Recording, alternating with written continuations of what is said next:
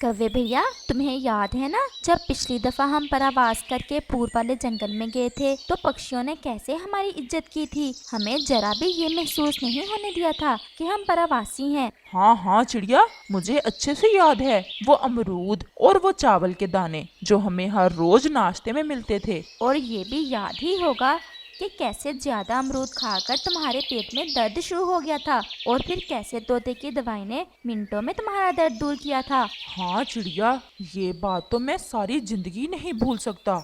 बहुत दर्द था, ऐसा लग रहा था कि मैं बचूंगा ही नहीं। मुझे कल ही संदेश आया है पूर्व वाले जंगल से। वहाँ बर्फबारी शुरू हो गई है। वो पक्षी अब हमारे जंगल की तरफ आ रहे हैं। वो यहाँ 3 दिन रुकेंगे और फिर आगे चले जाएंगे। मैं इसलिए तुम्हारे पास आई हूँ। हमें उन पक्षियों की बहुत अच्छे से सत्कार करनी होगी। कब आ रहे हैं वो पक्षी? क्या चमकीलो भी होगी? नहीं, वो साथ नहीं है और वो पक्षी हो सकता है आज शाम तक ही पहुँच जाए। कोई तैयारी तो है नहीं, क्या देंगे इन्हें खाने को? मैंने सोच रखा है, हम इनके लिए खिचड़ी बनाते हैं। इन्हें खिचड़ी बहुत पसंद आएगी। तुम्हें आती है खिचड़ी बनानी क्या? हाँ, मैंने अपनी नानी से सीख रखी है। अब समय बहुत कम है, तुम जल्दी से चावल ले आओ और मैं मसूर की दाल लेकर आती हूँ। हम मिलकर काम करेंगे और शाम तक सारा बंदोबस्त हो जाएगा। ठीक है, बस तुम मुझे काम बताती जाओ और फिर मेरे काम देखो तुम। और फिर ऐसे चिड़िया मसूर की दाल लेने चली जाती है।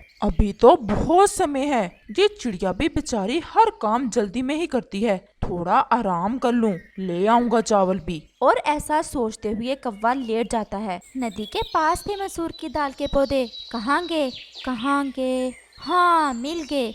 मुझे पूरा विश्वास था मुझे यहाँ से मसूर की दाल के पौधे मिल जाएंगे। और फिर ऐसे चिड़िया मसूर की दाल के दाने लेकर वहाँ से चली जाती है और उसकी आंख लग जाती है। कालू, कालू उठो, क्या चावल ले आए तुम? चिड़िया रानी, तुम मुझे ये तो बताना भूल ही गई कि चावल कहाँ से मिलेंगे।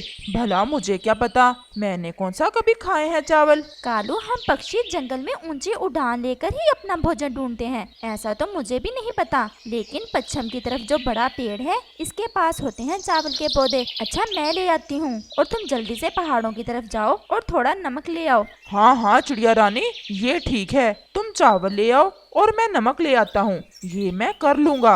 और फिर ऐसे चिड़िया चावल लेने चली जाती है। अब तो मुझे नमक लाना ही पड़ेगा, वरना रानो चिड़िया तो मुझे छोड़ेगी नहीं। और कौवा भी नमक लेने चला जाता है। कालू कौवा जल्द ही पहाड़ों की तरफ पहुंच जाता है और वहां से थोड़ा सा नमक लेकर जल्दी से वापस हो लेता है। रानो चिड़िया भी चावल लेकर पहुंच चुकी थी। आ गई हो चिड़िया रानी चावल लेकर? हाँ हाँ कव्वे भैया, मैं ले आई हूँ चावल। देख लो, मैं भी नमक ले ही आया, लेकिन मेरी चोंच बहुत नमकीन हो गई है। कोई बात नहीं कव्वे भैया, थोड़ा पानी पियोगे तो ठीक हो जाएगी। अब तुम ऐसा करो, थोड़ा आराम कर लो और मैं खिचड़ी बनाती हूँ। और फिर ऐसे चिड़िया खिचड़ी बनाना शुरू करती है। वाह, मजा आ गया, क्या खुशबू है। लेकिन मुझे तो खुशबू से ही काम चलाना होगा जब तक वो पक्षी नहीं आ जाते। कालू भैया, इधर आओ, मेरी बात सुनो जरा। जी जी, मैं आया रानो चिड़िया, अभी आया। खिचड़ी तो हो गई है तैयार, लेकिन कव्वे भैया, हमने घोंसलों का तो कोई बंदोबस्त नहीं किया। अब हम जल्दी से घोंसले बना ले। 3 घोंसले बनाना होंगे हमें, लेकिन घोंसले नरम होने चाहिए, वरना वो पक्षी क्या कहेंगे दूसरे जंगल से आ रहे हैं। लेकिन चिड़िया रानी, तुम्हें तो अच्छे से पता है हमारा घोंसला तो पूर्वजों से कांटों का बनता आया है। मुझे सच में कुछ नहीं पता कि नरम नरम घोंसला कैसे बनाते हैं। हाँ, ऐसा तो है, मुझे पता है।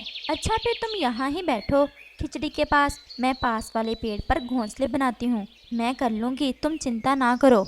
और ऐसा कहते हुए रानो चिड़िया जल्दी से वहाँ से चली जाती है। और रानो चिड़िया तिनके इकट्ठे करती है, थोड़ी सी कपास लाती है और थोड़ी नरम नरम घास और घोंसले बनाना शुरू कर। उधर कालू कव्वे के मुंह में पानी आ रहा था। खिचड़ी की खुशबू इसके मन में उतर रही थी। वो पहले तो लंबे लंबे सांस लेकर खुशबू को अपने अंदर उतारने लगा। अगर थोड़ी सी खिचड़ी खा लूं तो फिर क्या होगा, आखिर नमक भी तो लेकर आया हूँ इतनी दूर से जाकर, चिड़िया को कौन सा पता चलेगा। और ऐसा सोचकर कालू कौवा खिचड़ी खाने लगता है। लेकिन खिचड़ी स्वादिष्ट ही इतनी थी कि कौवे का रुकने को मन ही नहीं किया और वो खाता चला गया। और उसे तभी पता चला जब सारी खिचड़ी खत्म हो गई। ये क्या हो गया, खिचड़ी तो खत्म हो गई। अब रानो चिड़िया तो मुझे छोड़ेगी नहीं, अब मुझे नाटक करना होगा। और कौवा पेड़ के साथ लगकर सोने का नाटक करने लगता है। उधर रानो चिड़िया भी अच्छे से घोंसले बना लेती है और वो वापस आती है। वो जैसे ही खिचड़ी के पास आकर देखती है, वहाँ तो खिचड़ी थी ही नहीं। हंडिया ऐसे लग रही थी जैसे किसी ने धोकर रखी हो। रानो की तो जान ही निकल जाती है। कालू, कालू जल्दी आओ, क्या ये खिचड़ी तुमने खा ली? न नहीं रानो, मैं तो जब से तुम गई हो यहाँ से उठा भी नहीं। मुझे नहीं पता, हम मेहमानों को क्या मुंह दिखाएंगे। शायद कोई जंगली जानवर खा गया है, बस थोड़ी देर आंख लग गई थी मेरी। कालू भैया, ये तो बहुत बुरा हुआ, अब हम क्या करेंगे? मैं तो खुद बहुत परेशान हूँ, लेकिन क्या घोंसले तो बना लिए हैं ना तुमने? हाँ हाँ, वो तो बन गए हैं। बस तुम घबराओ ना, जैसे ही पक्षी आएंगे तुम उनसे बातें करना और मैं जाकर फल फ्रूट ले आऊंगा। देख लो, मुझे तो सोचकर ही बहुत शर्मिंदगी हो रही है। कितने चाव से बनाई थी खिचड़ी, कितना अच्छा लगना था मुझे जब पक्षी आते ही गरम गरम खिचड़ी खाते। रानो चिड़िया, बस यही समझो कि ये खिचड़ी उनके भाग्य में थी ही नहीं। हाँ कौवे भैया, ऐसा ही लग रहा है। वो ऐसे बातें कर ही रहे थे कि पक्षी आ जाते हैं। आप आगे सब, कैसा रहा सफर? कोई परेशानी तो नहीं हुई रास्ते में? नहीं नहीं रानो चिड़िया, हम इस रास्ते पर पहले भी आए हुए हैं और मुझे तो इस रास्ते का अच्छे से पता है। मैं तो छोटा सा था जब अपनी माँ के साथ आया करता था इस रास्ते पर। और बुलबुल बहन, आप ठीक हो?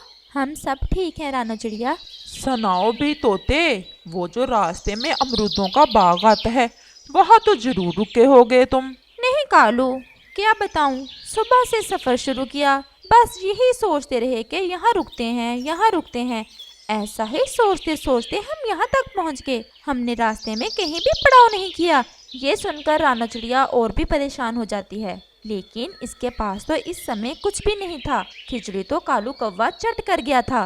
क्या बात है रानो चिड़िया, आज तुम पहले की तरह खुश नहीं हो, उदास उदास दिख रही हो। नहीं तोते भैया, बस क्या बताऊं, थोड़ी सी शर्मिंदगी है। वो मैंने खिचड़ी बनाई थी आपके लिए, बहुत मज़े की थी, लेकिन मैं घोंसला बनाने चली गई और कालू कौवे को नींद आ गई और खिचड़ी कोई जंगली जानवर खा गया। कोई बात नहीं चिड़िया, हम सब मिलकर भोजन का बंदोबस्त कर लेते हैं। इतनी सी बात पर तुम क्यों उदास हो? रानो चिड़िया कालू कौवे के पास आती है और उसके कान में आहिस्ता से कहती है, कालू, अब बातें ही किए जाओगे? जाओ, मैं इनके पास बैठती हूँ और तुम ले आओ जो फल फ्रूट कह रहे थे। हाँ हाँ, मैं जाता हूँ। और कौवा जैसे ही थोड़ा सा उड़ता है, वो जमीन पर गिर जाता है और तड़पने लगता है।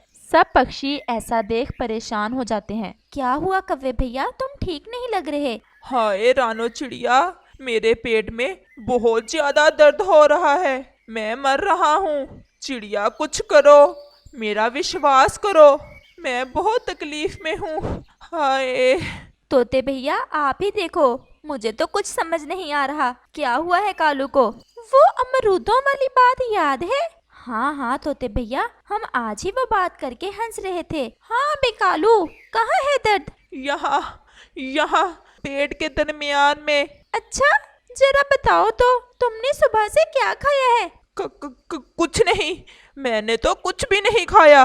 बे पेट का दर्द है, जरूर कुछ ना कुछ खाया होगा। जब तक बताओगे नहीं, मैं कैसे दवा दे सकता हूँ तुम्हें? बता दो कौवे भैया, कुछ ना कुछ तो खाया ही होगा सुबह से तुमने। अब तो दर्द कौवे की बर्दाश्त से बाहर था और वो झट से बोलता है, बस खिचड़ी खा बैठा हूँ, मजे की थी, सारी ही खा गया, मुझे बचा लो, मैं मर रहा हूँ। ऐसा सुनते ही सब पक्षी जोर जोर से हंसने लगते हैं। कालू को इसके किए की सजा मिल चुकी थी। तोता थोड़ी सी पेट दर्द की दवा कौवे के मुंह में डालता है और कुछ ही देर में कालू कौवे की दर्द रुक जाती है और सब पक्षी हंसते हुए कहते हैं, कालू, खिचड़ी किसने खाई? कालू, खिचड़ी किसने खाई? और कालू कौवे को सब मेहमानों के सामने छुपने की जगह नहीं मिल रही थी।